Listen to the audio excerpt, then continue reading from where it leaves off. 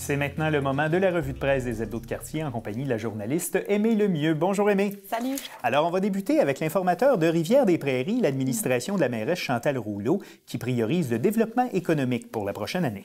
Madame Rouleau a indiqué que cette année électorale, donc l'année 2017, sera une année de lancement et de poursuite de divers projets, notamment l'aménagement d'une plage publique en bordure de la Rivière-des-Prairies, aussi l'aménagement de la plage de l'Est, un projet déjà annoncé, et finalement la construction d'un belvédère derrière la maison du citoyen. La mairesse entend aussi poursuivre sa lutte avec la Société de transport de Montréal pour améliorer l'offre de transport en commun dans l'arrondissement.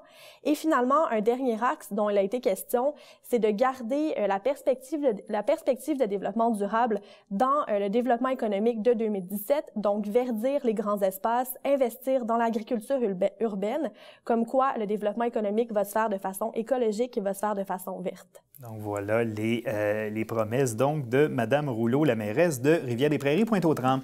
Dans le progrès de Saint-Léonard, on nous parle de quelque chose d'important. Depuis l'entrée en vigueur de la loi concernant les soins en fin de vie, le nombre de demandes d'aide médicale à mourir a plus que doublé. Les demandes sont passées de 19 dans la première moitié de 2016 à 42 pour la deuxième partie de 2016 de la même année, évidemment. Monsieur Gendron, qui est le président directeur général du CIUS de l'Est de l'île de Montréal, est plus ou moins surpris par les données. Il a dit que le centre de l'Est de l'île dessert plus du quart de la population montréalaise et de ce nombre-là, plus de 15 % ont plus de 65 ans. Leur clientèle, elle est donc susceptible de faire appel à l'aide médicale à mourir.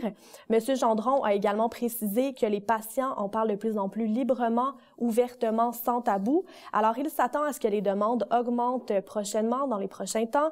On rappelle évidemment qu'il y a plusieurs conditions à remplir pour recevoir l'aide médicale à mourir, notamment d'être majeur et d'être atteint d'une maladie grave et incurable. On s'en va maintenant dans le magazine de l'Île des Sœurs, Unies contre la haine, c'est ce que titre l'hebdo. C'est à la suite du terrible attentat qui est survenu au Centre islamique de Québec il y a déjà quelques jours. Il y a une cinquantaine de personnes qui sont rassemblées à la place de l'Unité sur l'Île des Sœurs en solidarité avec les victimes de l'attentat.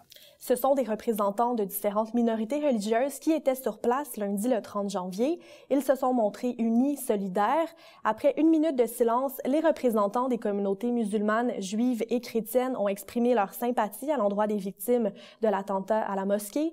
La place de l'Unité, elle a été inaugurée en décembre 2016 à la suite du vœu de 3 communautés religieuses de l'île des Sœurs de partager le même lieu physique.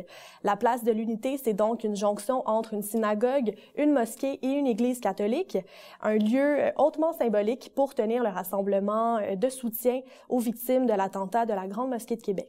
Oui, en effet, un lieu très symbolique. Et on termine cette revue de presse dans la voie pop du Sud-Ouest. Le théâtre Paradoxe, qui est installé dans le Sud-Ouest, va varier son offre, entre autres, en aménageant une nouvelle cour l'été prochain. Et ce ne sera pas une terrasse traditionnelle qui sera installée à l'avant du théâtre Paradoxe, mais plutôt des structures temporaires qui vont varier selon les programmations. Le maire de l'arrondissement, Benoît Doré, a indiqué que le projet va permettre d'exploiter la cour avant et le plein potentiel du terrain vert qui autrefois était sous-utilisé ou carrément pas utilisé.